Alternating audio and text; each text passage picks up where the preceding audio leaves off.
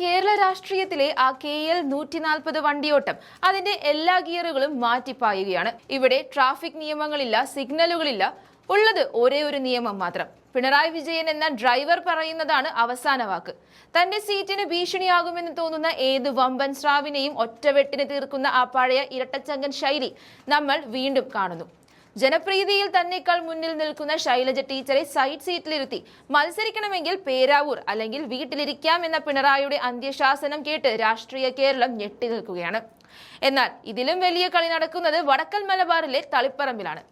നാണം കെട്ട വികസന ജാഥയുമായി നടന്ന ഗോവിന്ദൻ മാഷിന് സ്വന്തം തട്ടകത്തിൽ സീറ്റില്ലെങ്കിലും മാഷിന്റെ ഭാര്യയ്ക്ക് സീറ്റ് ഉറപ്പാണ്.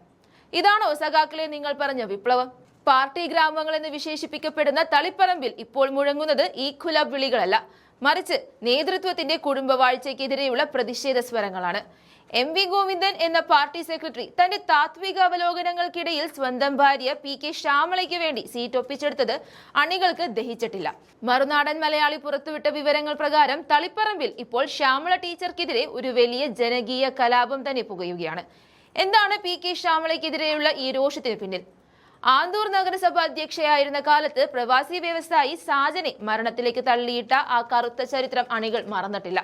ഒരു സംരംഭകന്റെ സ്വപ്നങ്ങളെ ചുവപ്പ് നാടിയിൽ കുരുക്കി ആത്മഹത്യയിലേക്ക് നയിച്ച ഒരാളെ വീണ്ടും ജനപ്രതിനിധിയായി വാഴിക്കാൻ നോക്കുന്നത് പാർട്ടിയെ സ്നേഹിക്കുന്നവർക്ക് അംഗീകരിക്കാനാവില്ല. MV നികേഷ് കുമാറിനെയും ജയരാജനെയും പോലുള്ള കരുത്തരായ നേതാക്കളെ തഴഞ്ഞ് വെറും സെക്രട്ടറിയുടെ ഭാര്യ എന്ന ലേബലിൽ ശ്യാമളയെ കെട്ടിയിറക്കിയത് കുടുംബവാഴ്ചയുടെ അങ്ങേയറ്റമാണ്.